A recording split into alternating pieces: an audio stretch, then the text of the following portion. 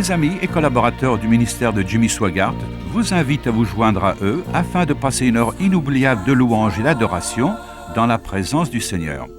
Ce ministère accomplit la grande mission d'évangélisation du monde que le Seigneur nous a confiée, et ce, par le moyen de missionnaires, de croisades d'évangélisation, d'églises et d'écoles bibliques, d'émissions de télévision quotidiennes ou hebdomadaires, de programmes d'aide aux enfants et de l'impression et la distribution de littérature.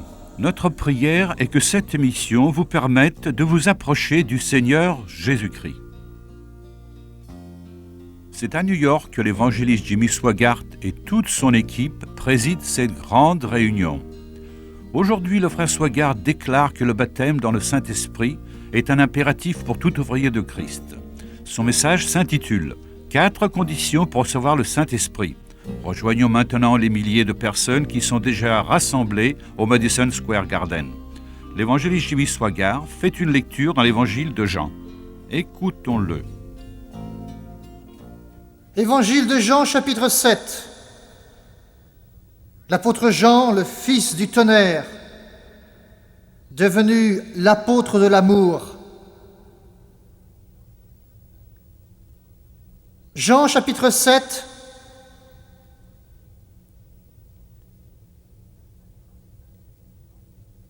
versets 37 et 38.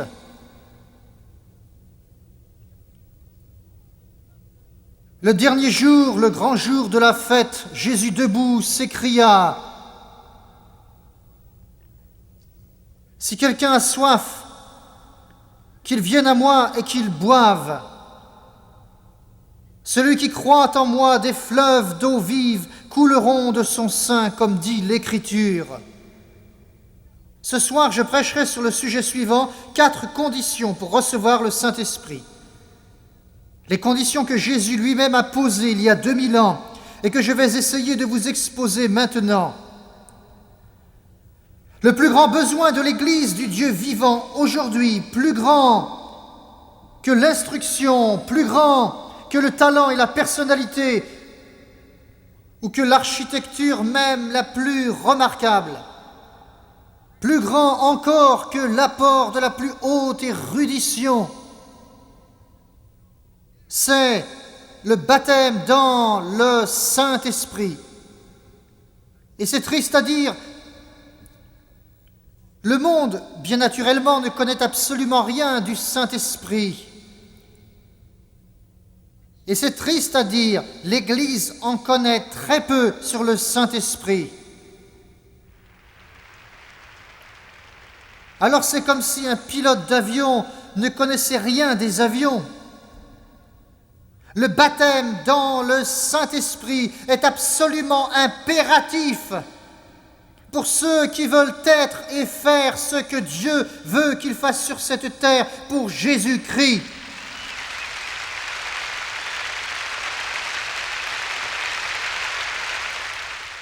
Nous croyons et enseignons ce qui est conforme à la parole de Dieu. Ainsi, lorsqu'on est sauvé, il est parfaitement vrai que l'on reçoit le Saint-Esprit. Il est impossible de recevoir un don de Dieu sans que le Saint-Esprit soit celui que nous le porte de la part de Jésus-Christ. Ainsi, quand une personne dit qu'à sa conversion elle a reçu le Saint-Esprit, elle dit la stricte vérité, c'est absolument scripturaire, théologiquement correct.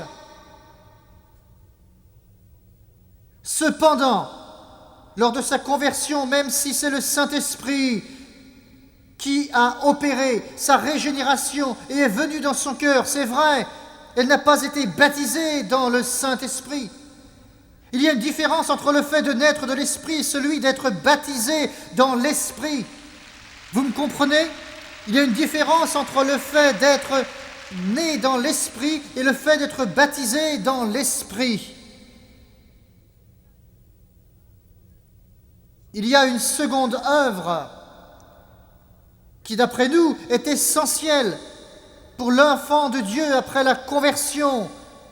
Une œuvre qui doit s'opérer dans votre vie, c'est une œuvre de grâce. On ne la mérite pas, tout comme on ne mérite pas le salut. Et cette œuvre de la grâce, c'est le baptême dans le Saint-Esprit. Nous croyons que ce baptême de puissance, selon Actes 1:8, vous recevrez une puissance, celle du Saint-Esprit, survenant sur vous, vient toujours à la suite du salut. En d'autres termes, vous êtes d'abord sauvés, ensuite vous recevez le baptême dans le Saint-Esprit. Nous croyons aussi, prêchons et enseignons que chaque personne qui reçoit le Saint-Esprit, et je dis sans exception, parle en d'autres langues selon que l'Esprit de Dieu lui donne de s'exprimer.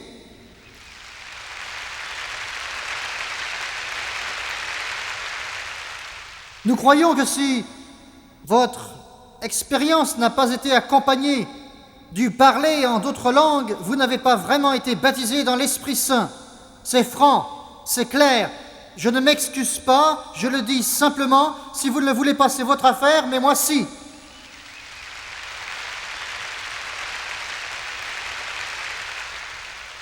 Nous croyons qu'après le baptême dans le Saint-Esprit avec le signe du parler en d'autres langues, vous n'êtes pas plus sauvés que vous ne l'étiez avant votre baptême. On ne peut pas être plus sauvé que lorsque Jésus nous sauve, que ce soit dans une église ou encore dans votre cuisine, à la maison, dans votre voiture, au coin de la rue, chez le coiffeur, dans le train ou au magasin. Quel que soit l'endroit, quand vous êtes sauvé, vous l'êtes autant que vous pourrez jamais l'être. Le parler en langue ne sauve pas. Il n'a rien à voir avec votre salut et il n'y contribue en aucun cas. Quand Jésus a versé son sang et est mort sur la croix du calvaire, et que vous êtes venus à lui et avez accepté son sacrifice, sa mort expiatoire, ce jour-là, vous avez été complètement sauvés, sauvés, sauvés. Gloire à Dieu. Vous dites, mais alors pourquoi le baptême du Saint-Esprit? À quoi ça sert? Frères, vous avez un ennemi qui s'approche de vous avec toutes les armes de l'enfer. Et la rhétorique ne vous suffira pas. Toutes les platitudes seront inutiles. Toute la religion vous sera inutile. Il vous faudra bien plus qu'une pauvre église aux os desséchés. Il vous faudra la puissance du Saint-Esprit. Pour remplir votre cœur et votre vie, afin que celui qui sera en vous soit plus grand que celui qui est dans le monde.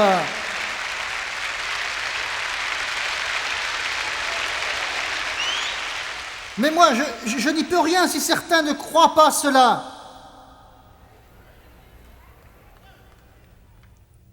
Certains disent, « Oh, moi, j'aime tout ce que vous faites, Jimmy Swaggart, je me sens bien, j'aime ces sensations, j'aime cette musique. Quand je suis chez moi, je vous regarde à la télévision toutes les semaines et je pleure même, ou je me réjouis avec vous, je frappe des mains avec vous et parfois je me lève et je marche avec vous. Mais je me recule un peu quand vous vous mettez à parler du Saint-Esprit et du parler en langue. Alors je vais vous dire quelque chose, frère. Écoutez-moi bien un instant.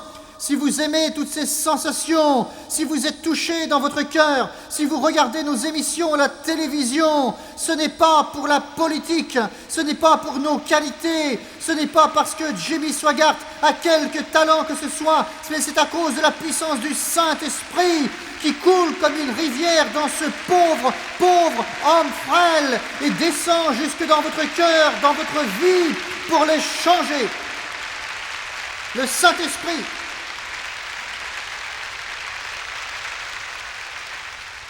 Maintenant, j'aimerais ajouter quelque chose dont je n'ai pas honte. Je n'en ai pas honte. Je n'ai pas honte de la puissance de Dieu. Je n'ai pas honte de la puissance de Dieu.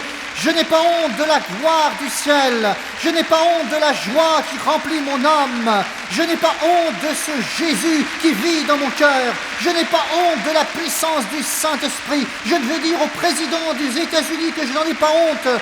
Je peux le dire aux membres du Congrès. Je n'en ai pas honte. Je peux dire au pape que je n'en ai pas honte. Je peux le dire même aux anges. Je n'en ai pas honte. Et quand je paraîtrai devant Dieu, je le crierai pendant 1 million d'années. Dieu merci, il m'a sauvé et rempli du Saint-Esprit.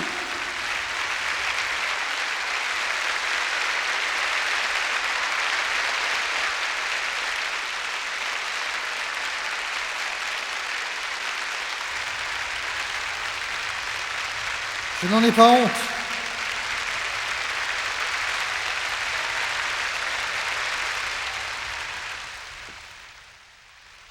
L'homme est plus qu'un animal. Dans son cœur, il soupire après Dieu. Il aspire à adorer Dieu. Il aspire à rencontrer Dieu parce que Dieu est réel. Dieu n'est pas un brouillard vague qui flotte quelque part dans les airs. Il n'est pas une idée noble. Il n'est pas un être lointain et quelque peu inerte. Il est Dieu. Quand vous irez là-haut, vous le verrez parce qu'il existe.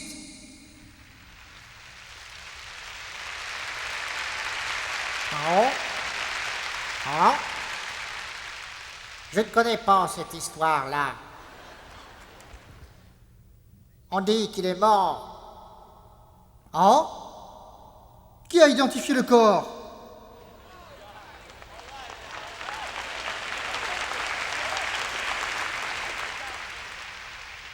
Qui a signé le certificat de décès?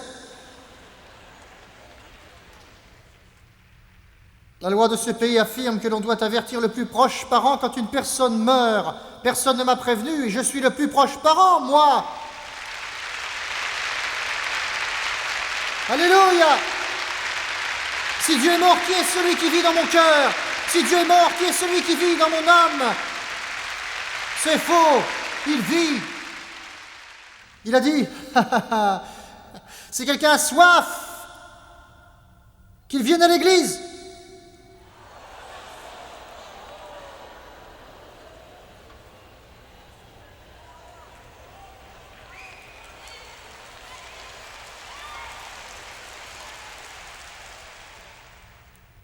Si quelqu'un a soif, qu'il aille chez les baptistes,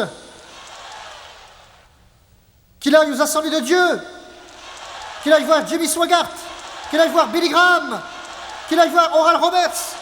Non, il a dit, si quelqu'un a soif, qu'il vienne à moi et qu'il boive. Jésus, Jésus, Jésus, Jésus, Jésus, Jésus.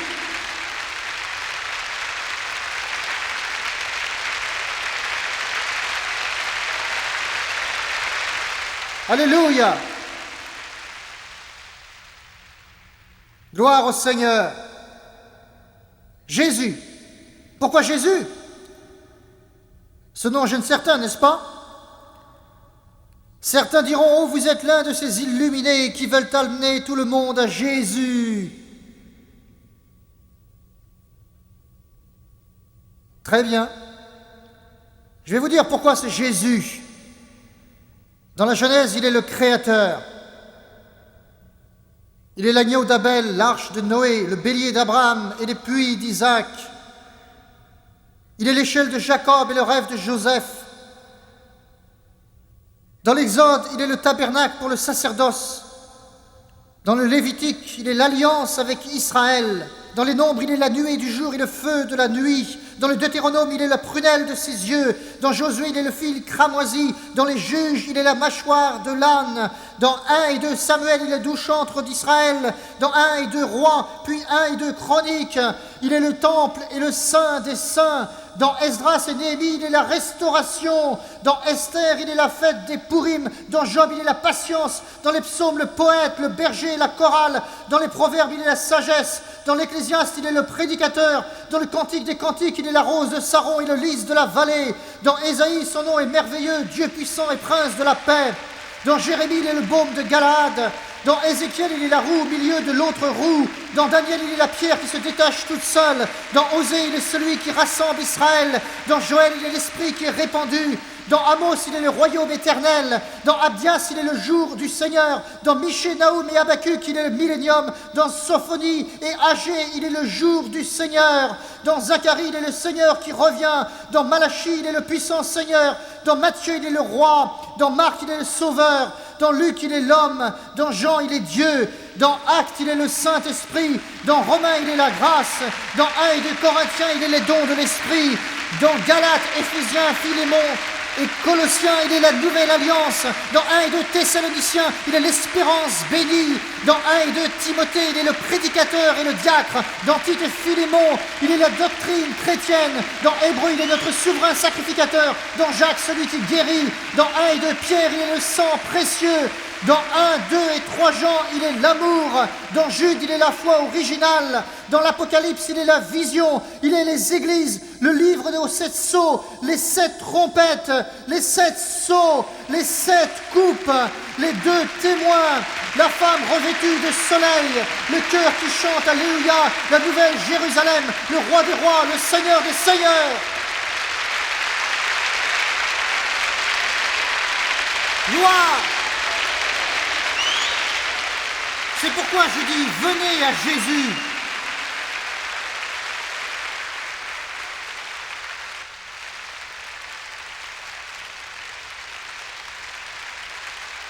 Je ne vous parle pas d'un homme, je vous parle de Dieu. Je ne vous parle pas d'un homme, je parle du Créateur. Il a créé toutes choses et sans lui, rien de ce qui a été fait n'a été fait. Au commencement était la parole et la parole était avec Dieu et la parole était Dieu. Qui a cru à ce qui nous était annoncé? À qui le bras de l'Éternel s'est-il révélé? Il s'est élevé devant lui comme un rejeton, comme une racine qui sort d'une terre assoiffée. Il n'avait ni apparence pour que nous le regardions et son aspect n'avait rien pour nous plaire. Méprisé et abandonné des hommes, homme de douleur et habitué à la souffrance, semblable à celui que l'on ose regarder. Il était méprisé, nous ne l'avons pas considéré. Certes, ce sont nos souffrances et nos douleurs dont il s'est chargé. Et nous l'avons considéré comme puni, frappé par Dieu et humilié. Mais il était blessé pour nos crimes, écrasé à cause de nos fautes. Le châtiment qui nous donne la paix est tombé sur lui. Et par ses meurtrissures, nous sommes guéris. Nous étions tous comme des brebis. Chacun suivait sa propre voie. Et l'Éternel a fait retomber sur lui la faute de nous tous. Semblable à l'agneau qu'on mène à la boucherie, à une brebis muette, devant ceux qui la tondent, il n'a pas ouvert la bouche. Et l'esprit et l'épouse disent « Viens !»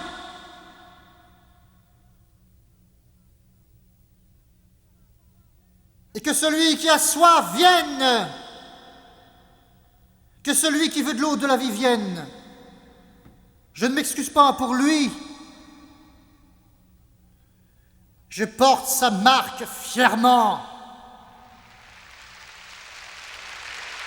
Je porte son opprobre joyeusement. Alléluia, alléluia, alléluia. Êtes-vous avec moi, oui? Êtes-vous toujours là? Venez à moi, venez à moi. Puis il a dit, buvez, buvez, buvez, buvez. Buvez autant que vous voulez. Certains ne prennent qu'une gorgée.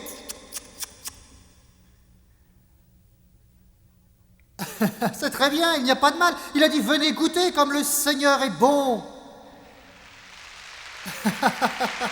Gloire. Alléluia. Buvez, buvez, buvez. Quand ils ont versé l'eau, Jésus a crié et dit, si quelqu'un a soif, qu'il vienne à moi et qu'il boive. Alléluia. Église, il faut que tu aies le Saint-Esprit. Pasteur, il faut que vous ayez le Saint-Esprit. Diacre, il faut que vous ayez le Saint-Esprit. Chef de chorale, il faut le Saint-Esprit. Nous devons dépendre de lui. Nous devons marcher avec lui. Buvez, buvez, buvez. Celui qui croit en moi, croyez en lui. Et l'Écriture dit, des fleuves d'eau vive couleront de son sein. Je me trouvais dans une petite ville. Où était-ce? Louez-le un instant pendant que j'essaie de me rappeler où c'était.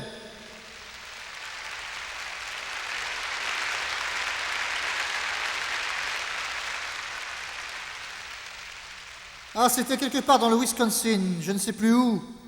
J'avais prêché ce soir-là. Après la réunion, je ne sais plus si c'est un homme ou une femme qui est venu et j'ai regardé et une file de gens attendait là à travers l'allée principale de l'église à la fin de la réunion. Il y en avait 30, 35. Ils ont dit, frère Swagart, ce n'était pas le Wisconsin mais le Minnesota. Merci ma sœur. Et il a dit, nous sommes luthériens et nous désirons recevoir le Saint-Esprit. Ils étaient là, tous prêts. J'ai appelé tous ceux que j'ai pu trouver et nous avons commencé à prier pour eux. Aussitôt, quelques-uns se sont lancés et ont parlé en d'autres langues. Si quelqu'un a soif, qu'il vienne à moi et boive. Je suis arrivé au dernier et j'étais mort de fatigue, épuisé, vraiment à bout de force. Et je crois, je dois le reconnaître à ma honte, je crois que j'étais si fatigué que je n'avais plus de répondant du reste. Et le dernier, plutôt la dernière, était une toute petite femme, toute menue, qui terminait la file. Vraiment une toute petite femme, elle devait faire environ 1m50, elle ne devait pas peser plus de 45 kilos. Elle se tenait là, la tête inclinée, et moi, j'ai fait avec elle comme avec tous les autres. Je ne sais combien avaient déjà reçu le baptême, les 2/3, je pense. Ils avaient reçu le Saint-Esprit de Dieu, ils se réjouissaient. Je lui ai demandé, comme par routine, comme je l'avais demandé aux autres, je voulais qu'elle exprime elle-même ce qu'elle désirait, comme les autres l'avaient fait. J'ai dit, alors, sœur, que désirez-vous? Et elle n'a pas répondu. Alors j'ai pensé qu'elle n'avait pas entendu. Je me suis donc approché et incliné vers elle. Je me suis penché vers elle car elle était petite. Je lui ai dit, sœur, que désirez-vous? Je voulais qu'elle me dise, frère Swagart, je veux le Saint-Esprit. Mais elle n'a pas répondu. Je lui ai dit une troisième fois, ma sœur, voulez-vous quelque chose? Et elle n'a rien répondu. J'étais fatigué, mais je ne cherche pas d'excuses, je n'avais pas raison. Et j'ai fait une petite prière pour la forme. C'est tout, je l'ai touchée de la main, j'ai dit, au nom de Jésus. Je n'y ai pas mis tout mon cœur, elle ne m'a pas répondu. Et en plus, elle portait un pantalon. Et cela, je ne le supportais pas. J'étais l'idée que l'on ne devrait jamais venir à l'église en pantalon. Je ne le supportais pas.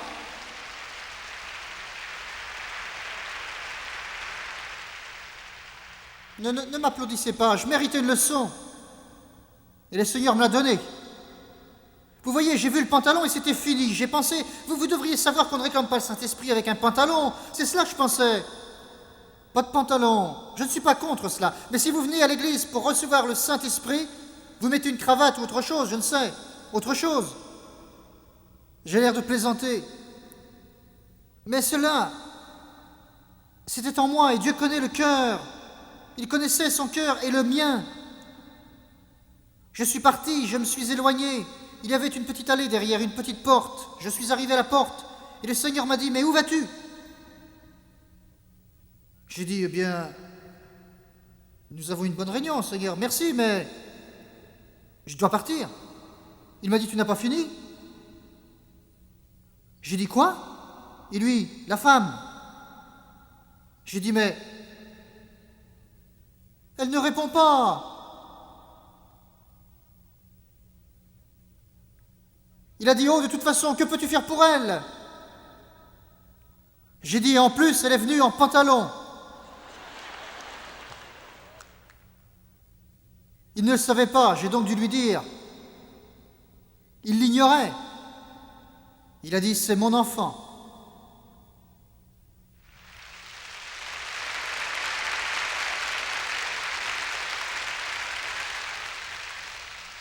C'est mon enfant. Et je l'aime tendrement. J'ai payé un prix élevé pour elle et elle m'est très chère. Alors tu vas retourner là-bas et prier pour elle. Et tu vas prier comme il faut.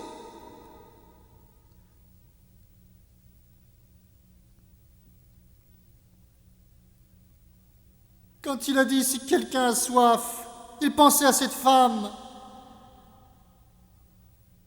Je suis rentré, j'avais appris la leçon, je savais que j'avais tort.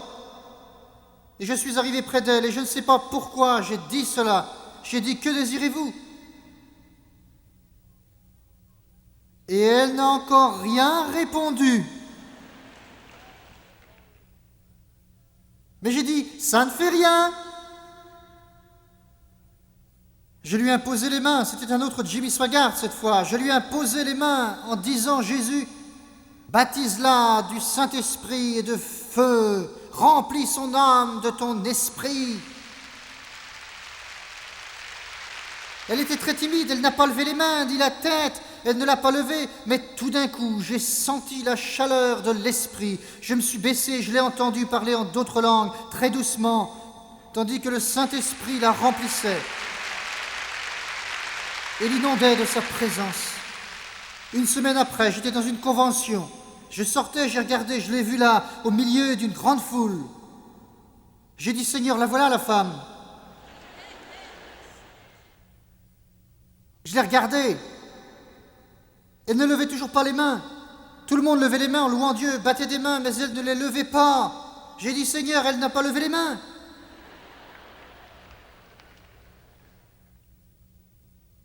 Il m'a dit, cela ne fait rien, il n'est pas écrit dans la Bible qu'il faut lever les mains pour être rempli du Saint-Esprit.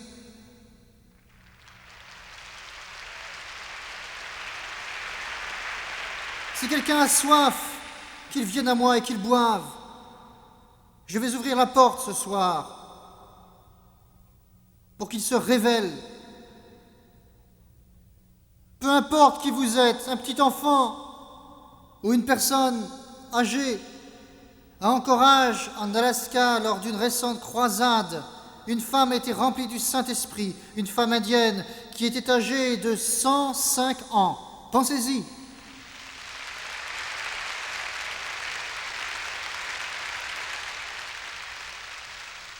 Il va vous remplir.